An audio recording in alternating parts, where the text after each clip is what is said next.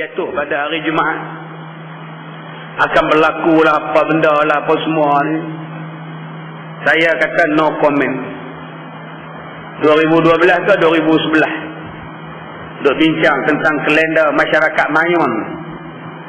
Akan berlaku gempa bumi, akan berlaku besar-besaran bencana alam, macam-macam berlaku, ramailah yang mati. Pasal planet akan hampir dengan planet bumi. Berlakulah ribut, berlakulah air, berlakulah tsunami. Maka duk heboh dalam internet, pakat duk hantar mesej pada saya, duk tanya. Saya jawab senang je. Kalau kita beriman pada Allah, marilah hari apa pun. Kalau kita yakin dan taat pada Allah, kita jaga Allah, Allah jaga kita. Kalau mati kita pun tak apa, takut apa. Kalau kita beriman pada Allah, nak dia tak ya pun kemat juga.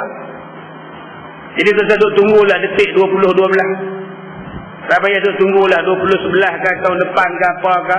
Detik jatuh Ramadan, awal Ramadan, bulan pertengahan Ramadan.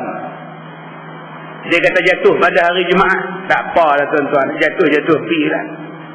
Yang pentingnya buat ibadat. Tak payah nak ditunggu Dajjal, tak payah nak tunggu Imam Mahdi.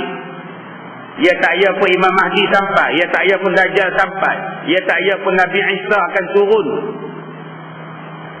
Dia turun, depa mai apa semua itu bukan masalah kita. Masalah kita ialah melakukan ibadah kepada Allah. Jadi hamba yang taat pada Allah. Tu saja. Mati ke apa kita kan insya-Allah dalam iman. Yang tu yang kita nak.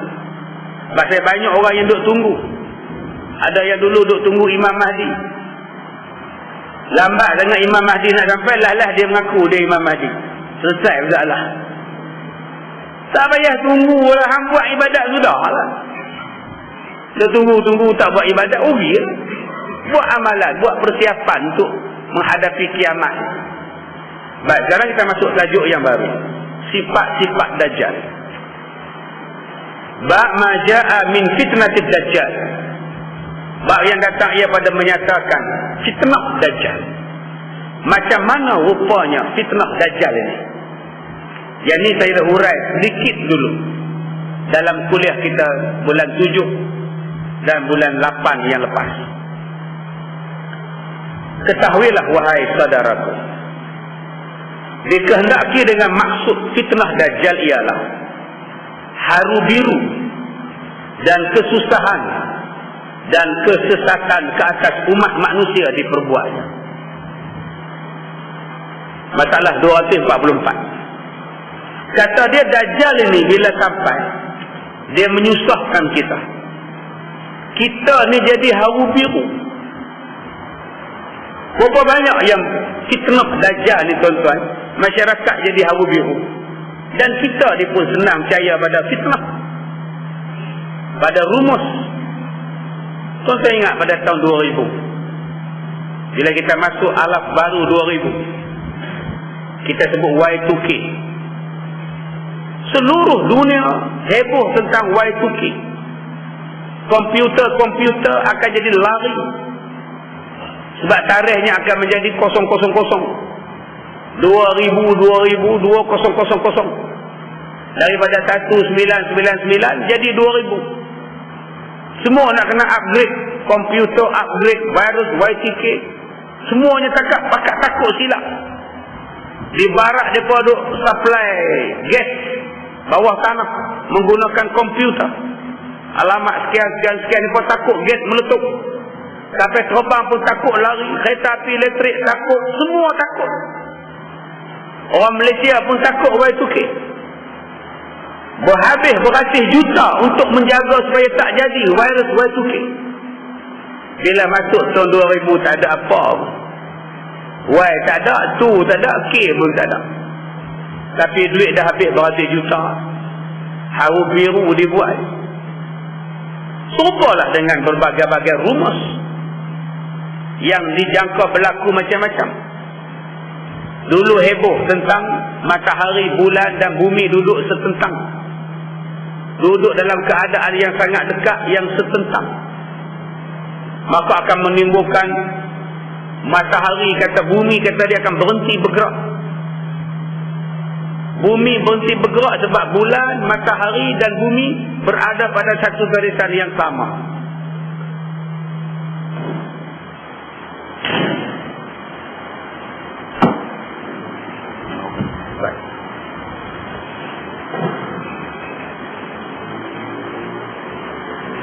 Berada pada garisan bumi yang sama dengan matahari dan bulan. Katanya akan mengakibatkan kejadian fenomena bencana alam yang besar-besar. Maka kita pun pakat kelang kabut, susah hati kerana akan berlaku bencana alam besar-besaran. Keluar pula dalam internet, mereka kata NASA mengesan pergerakan makhluk di dalam tanah. Pihak NASA Amerika mengesan pergerakan makhluk yang besar dalam tanah, yang duduk berpuluh-puluh kilometer dalam tanah, yang ada api, yang ada udara, yang ada air, yang sangat besar badannya. Orang pakai heboh dah. Mereka kata Ya'juj dan Ma'juj. Padahal NASA tu dia jaga angkasa lepas, dia tak jaga pun dalam bumi. Tapi orang pakat percaya. Akhirnya menimbulkan hawa biru kepada masyarakat. Jadi heboh belaka. Ini nama dia Dajjal. Dajjal dalam masyarakat kita ni duk hantar surat berantai, SMS berantai. Ini adalah SMS daripada penjaga makam Nabi SAW yang bermimpi pada suatu hari Nabi mewasiatkan supaya dihantarkan SMS ini kepada 9 orang. Dan jika kita mengabaikannya akan diturunkan bala. Subhanallah. Pakai tu hantar SMS pula. Yang untungnya siapa? Telkom, Maxis, Digi. Cobalah dulu. Masjid Al-Aqsa sedang diserang dengan hebat. Imam besar Masjid Al-Aqsa meminta kepada seluruh umat Islam mendoakan dan bacakan 3 qul huwallah, 3 kali qul, dan disedekahkan untuk memenangkan. Pakak tu hantar pula. Satu Malaysia dapat baca 3 qul. Imam besar Masjid Al-Aqsa zuhur saja. Tak jadi apa-apa. Yang untungnya apa? Untungnya syarikat pengendali pembekas handphone. Itulah dia tuan-tuan. Malaysia di antara pengguna SMS paling tinggi di Asia Tenggara. Ada berapa juta dalam sehari, berpuluh juta dalam sebulan. Yang menimbulkan huru hara datangnya daripada apa? SMS saja. Al-Fatihah. Datuk Ismail Kamus meninggal di Mekah. Astaghfirullahalazim. Heboh satu Malaysia. Padahal hamba Allah tu sihat walafiat, tak ada apa-apa. Berapa kali dah mereka duk kata Datuk Ismail meninggal. Yang meninggal Datuk Ismail lain, dia bubuh Ismail Kamus juga. Ni dia ni kata fitnah ni tuan. Dia kata Dajjal ini apa? Dia menimbulkan huru hara dalam masyarakat. Yang tak tahu apa pun jadi. Kita bayangkan fitnah-fitnah yang berjalan dalam dunia. Fitnah-fitnah yang berjalan dalam internet, yang berjalan dalam YouTube, Facebook. Sekali klik saja satu dunia boleh mengetahui tentang fitnah ini. Baik, kemudian katanya lagi, adapun setengah daripada haru biru dan kesusahan orang itu, apabila telah diserunya orang, kemudian orang tidak mau mengikutnya, kemudian apakala berpaling ia daripada orang itu, habislah harta orang itu menurutnya, dan tinggallah orang-orang itu dalam kesusahan dan kelaparan. Dan setengah daripada kesesatannya ialah orang yang tidak mau mengikutnya, maka diumpanya orang-orang itu dengan makanan yang banyak di sisinya, dan diberikan macam-macam nikmat, malah dijumpakan dengan ibu bapaknya yang mati, dan dimasukkannya dalam syurga, dan ditunjukkannya nerakanya. Maka yang sehabis-habis besar balaknya, malah dia mengaku dirinya Tuhan yang boleh menjadikan sesuatu dan boleh menghidup dan mematikan dan memberi nikmat dan siksaan kepadanya. Kata dia, Dajjal ini tahap fitnah dia lagu mana? Yang pertama kata dia paksa orang ikut. Siapa yang tidak ikut dia akan diseksa. Diambil segala hartanya, dirampas segala hartanya, sehinggalah tidak ada lagi apa di sisi orang itu daripada makan dan minum. Malah apabila orang itu miskin, tak ada makan, tak ada minum, dia umpan pula dengan makanan. Sampailah manusia ini mengikut dia dan terpaksa mengikutnya. Malah katanya Dajjal itu boleh menjumpakan dengan mak bapak yang mati. Tu dia tuan-tuan, menjumpakan dengan mak bapaknya yang mati. Malah ditunjukkannya gambaran syurga dan ditunjukkan neraka. Maka itulah Dajjal ataupun fitnah yang berlaku, yang akan dibawa oleh Dajjal laknatullah kepada kita. Dan saya dah jelaskan pada tuan-tuan bahawa Dajjal ini bukan alien.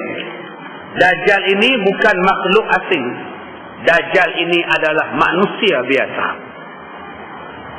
Malah Nabi sifatkan lagi Dajjal itu. Matanya berapa? Keturunan dia apa? Rambut dia macam mana? Semua Nabi cerita. Jangan tuan-tuan faham Dajjal ini ialah alien, makhluk asing yang datang naik UFO. Bukan. Saya duduk bayang pula UFO tu Dajjal apa? Dah, dia orang. Dia ada mak pak. Cuma Allah Ta'ala berikan kepada dia pinjaman kekuasaan. Apa yang dia cakap tu jadi, sebagai ujian kepada manusia yang lain. Sama ada nak yakin kepada Dajjal atau nak beriman kepada Allah Subhanahu wa ta'ala. Sekarang ni pun kita dah boleh jadi dah tuan-tuan. Kemarau. Bila kemarau, berapa banyak yang anjurkan sembahyang hajat, minta hujan istisqa. Ramai yang kata kita buat pembenihan awal lah, tak payahlah sembahyang-sembahyang. Bercakap dengan orang mati. Sekarang kita duduk cakap lah. KRU tu berduet dengan P. Ramlee dalam lagu Getaran Jiwa. Sebiji macam berduet baru. Kita tak tengok, tak ingat lagu Getaran Jiwa. Ulama-ulama larang lagu tu diduetkan dengan orang mati. Tapi KRU kata ini adalah science, ini adalah kebolehan seni. Maka berduetlah menyanyi lagu Getaran Jiwa dengan orang mati. Masya Allah. Yang ni yang Nabi sebut. Bukankah Nabi kata di akhir zaman tu Dajjal boleh belah kepala dan dicantumkan balik dan dihidup orang itu? Ini kita boleh lihat orang yang buat operation belah kepala, buang ketumbuhan, cantum balik kepalanya, jalan elok. Orang yang kembar siam, bercantum badan, dibelahnya badan. Dua-dua sekarang dah ada kaki masing-masing. Dulu kongsi, sekarang dah ada. Yang ni yang Nabi sebut. Kepercayaan manusia kepada Allah sudah hilang. Manusia lebih meyakini manusia, meyakini sains, meyakini teknologi, lebih daripada yakin kepada Allah Subhanahu wa ta'ala. Semuanya ini dikhabarkan oleh Nabi sallallahu alaihi wasallam kepada para sahabat Nabi. Kemudian sahabatnya pula menyampaikan kepada orang yang semasanya, dan orang-orang itu pula menyampaikannya kepada kita daripada generasi ke generasi. Hadisnya begini. An-Nawasi bin Sam'an al-Kilabi qala zakara Rasulullah sallallahu alaihi wasallam ad-Dajjal zata ghadatin fahaffadha fihi wa rafa'a hatta zanannahu fi ta'ifatin nakhli. Daripada sahabat Nabi yang bernama An-Nawas bin Sam'an al-Kilabi katanya, telah menyebut Nabi sallallahu alaihi wasallam bercerita kepada kami tentang fitnah Dajjal yang akan muncul di akhir zaman. Bercerita Nabi itu pada satu pagi, maka direndahkannya padanya dan diangkatkannya.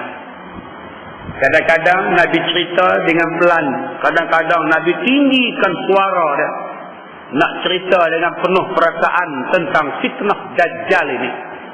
Daripada pagi sampai ke petang Nabi duduk cerita tentang Dajjal saja. Kita hari ini baru setengah jam je cerita pasal Dajjal. Nabi dari pagi sampai